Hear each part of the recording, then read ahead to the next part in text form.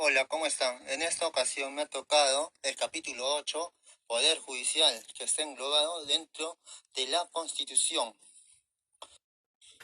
Cuestiones previas. Se ha dicho a través de la historia que este precepto fue cambiando, ya que antes estas eran normas no escritas, pero respetadas por las personas de aquella época. En la actualidad, la función jurisdiccional está revestido de garantía constitucional para que no pueda verse afectados por decisiones o presiones extrajudiciales. Artículo 138. Función jurisdiccional. La potestad de administrar justicia que emana del pueblo y se ejerce en el Poder Judicial a través de sus órganos jerárquicos con arreglo a la Constitución y a las leyes. En todo proceso de existir incompatibilidad entre una norma constitucional y una norma legal, los jueces prefieren la primera. Igualmente, prefieren la norma legal sobre toda otra norma de rango inferior. Alude a que el último será corrección. La primera será prevalecer sobre la de norma inferior. Artículo 139. Principios de la administración. Son principios y derechos de la función jurisdiccional. La unidad y exclusividad de la función jurisdiccional. No existe ni puede establecerse jurisdicción alguna independiente, con excepción de la militar y la arbitral. No hay proceso judicial por comisión o delegación. La independencia en el ejercicio de la función jurisdiccional nos dice que ninguna autoridad puede abocarse a causas pendientes ante el órgano jurisdiccional ni interferir en el ejercicio de sus funciones. Tampoco puede dejar sin efecto resoluciones que han pasado en autoridad de cosa juzgada, ni cortar procedimientos en trámite, ni modificar sentencias, ni retardar su ejecución. Estas disposiciones no afectan el derecho de gracia ni la facultad de investigación del Congreso, cuyo ejercicio no debe, sin embargo, interferir en el procedimiento jurisdiccional, ni surte efecto jurisdiccional alguno. La observancia del debido proceso y la tutela jurisdiccional nos dice que ninguna persona puede ser desviada de la jurisdicción predeterminada por la ley, ni sometida a procedimiento distinto de los previamente establecidos, ni juzgada por órganos jurisdiccionales de excepción, ni por comisiones especiales creadas al efecto, cualquiera sea su denominación. La pluralidad de procesos, salvo disposición contraria de la ley. Nos dicen los procesos judiciales por responsabilidad de funcionarios públicos y por los delitos cometidos por medio de la prensa y los que se refieran a derechos fundamentales garantizados por la Constitución son siempre públicos. La motivación escrita de las resoluciones judiciales en todas las instancias, excepto en los decretos de mero trámite, con mención expresa de la ley aplicable y de los fundamentos de hecho que se sustentan. En esta parte, cuando nos dice de mero trámite, alude a que estos son de rutina y que sucede o puede darse a diario, pluralidad de instancias, cuando hay de una a más instancias. La indemnización, en la forma que determina la ley, por los errores judiciales en los procesos penales y por las detenciones arbitrarias, sin perjuicio de la responsabilidad a que hubiera lugar. El principio de no administrar justicia por vacío o deficiencia de la ley. En tal caso, deben aplicarse los principios generales del derecho y el derecho consuetudinario, el principio de inaplicabilidad por analogía de la ley penal y las normas que restrinjan derechos. El principio de no ser penado sin proceso judicial alude, mientras que no haya proceso, por consiguiente no puede haber pena. La aplicación de la ley más favorable al procesado en caso de duda o conflicto entre leyes penales. Vale decir que favorecerá una ley anterior que fue derogada o modificada. El principio de no ser condenado, la prohibición de revivir procesos fenecidos con resolución ejecutoriada, la amnistía, el indulto, el sobreseimiento definitivo y la prescripción producen los efectos de cosa juzgada. El principio de no ser privado del derecho de defensa en ningún estado del proceso. Toda persona será informada inmediatamente y por escrito de la causa o las razones de su detención. Tiene derecho a comunicarse personalmente con un defensor de su elección y a ser asesorada por éste desde que es citada o detenida por cualquier autoridad. El principio de que toda persona debe ser informada inmediatamente por escrito de las causas o por razones de su detención. El principio de la gratuidad, de la administración de justicia y de la defensa gratuita para las personas de escasos recursos y para todos en los casos que la ley señala. La participación popular en el nombramiento y en la revocación de los magistrados conforme a ley.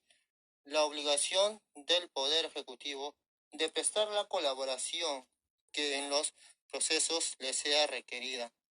La prohibición de ejercer función judicial por quien no ha sido nombrado en la forma prevista por la Constitución o la ley. Los órganos jurisdiccionales no pueden dar la posición del cargo bajo responsabilidad. El principio de derecho de toda persona de formular análisis y críticas de las resoluciones y sentencias judiciales con las limitaciones de ley. El principio Corrección. El derecho de los reclusos y sentenciados de ocupar establecimientos adecuados. Esto hace alusión a que el establecimiento debe estar en óptimas condiciones para su resociabilización e inserción a la sociedad. El principio de que el régimen penitenciario tiene por objeto la reeducación, rehabilitación y reincorporación del penado a la sociedad. Esto se da con el fin de que el recluso internado se reinserte a la sociedad como una persona de principios y valores que cambien su perspectiva anterior. La pena de muerte, artículo 140. La pena de muerte solo puede aplicarse por el delito de traición a la patria en caso de guerra y el de terrorismo conforme a las leyes y a los tratados de los que el Perú es parte obligada. Artículo 141. Fallo de la Corte Suprema. Casación o en última instancia. Corresponde a la Corte Suprema fallar en casación o en última instancia cuando la acción se inicia en una Corte Superior o ante la propia Corte Suprema conforme a ley. Asimismo, conoce en casación las resoluciones del fuero militar con las limitaciones que establece el artículo 173. Cuando hablamos de esta, esencialmente se reclama el derecho. Resoluciones no revisables por el Poder Judicial.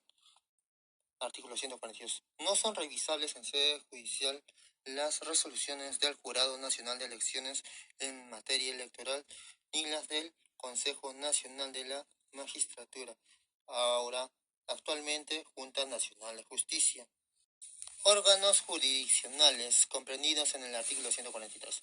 El Poder Judicial está integrado por órganos jurisdiccionales que administran justicia en nombre de la nación y por órganos que ejercen su gobierno y administración. Los órganos jurisdiccionales son la Corte Suprema de Justicia y las demás cortes y juzgados que determine su ley orgánica. Presidente de la Corte Suprema, comprendido en el artículo 144. El presidente de la Corte Suprema lo es también del Poder Judicial. La Sala Plena de la Corte Suprema es el órgano máximo de deliberación del Poder Judicial. Es la última instancia al cual acuden las partes, puesto del Poder Judicial. El Poder Judicial presenta su proyecto de presupuesto al Poder Ejecutivo y lo sustenta ante el Congreso. Derecho de los magistrados judiciales. La función jurisdiccional es incompatible con cualquier otra actividad pública o privada, con excepción de la docencia universitaria, fuera del horario de trabajo. Los jueces solo perciben las remuneraciones que les asigna el presupuesto y las provenientes de la enseñanza o de otras tareas expresamente previstas en la ley. El Estado garantiza a los magistrados judiciales, uno, su independencia. Solo están sometidos a la Constitución y la ley. La inamovilidad en sus cargos no pueden ser trasladados sin su consentimiento. Su permanencia en el servicio mientras observen conducta o idoneidad propias de su función. Y la última, la 4, una remuneración que les asegure un nivel de vida digno de sumisión y jerarquía al grado que les son otorgados y conferidos. Requisitos para ser magistrado de la Corte Suprema. Debemos tener en cuenta que para ser magistrado de la Corte Suprema se requiere lo siguiente: ser peruano de nacimiento, ser ciudadano con ejercicio, en ejercicio, ser mayor de 45 años, haber sido magistrado de la Corte Superior o Fiscal Superior durante 10 años o haber ejercido la abogacía o la cátedra universitaria en materia jurídica durante 15 años. Acción contencioso-administrativa. Las resoluciones administrativas que causan estado son susceptibles de impugnación mediante la acción contencioso-administrativa. A esto, primero tienen que agotarse todas las vías en sede administrativa para luego ir a esta y sea, como lo dice, de impugnación. Vigencia del derecho consuetudinario. Las autoridades de las comunidades campesinas y nativas, con el apoyo de las rondas campesinas, pueden ejercer las funciones jurisdiccionales dentro de su ámbito territorial, de conformidad con el derecho consuetudinario. Cuando nos referimos a nos referimos a la costumbre. Siguiendo, siempre que no violen los derechos fundamentales de la persona, la ley establece las formas de coordinación de dicha jurisdicción especial con los juzgados de paz y con las demás instancias del Poder Judicial. Hola, ¿cómo están? Abordando lo que hemos visto en el capítulo 8 de la Constitución, ubicada en el artículo 138, hemos podido observar que nos habla de cómo es que esta materia también tiene relevancia en lo que es en la materia penal y administrativa. También nos dice que tiene limitaciones, como en el caso del Jurado Nacional de Elecciones, cuando es en materia de proceso electoral. También nos dice que tiene limitaciones cuando se da evaluación o rectificación a los magistrados. Y también podemos decir que esto ha tenido una gran relevancia en nuestra vida y en el marco normativo legal. Bueno, espero les haya gustado y gracias.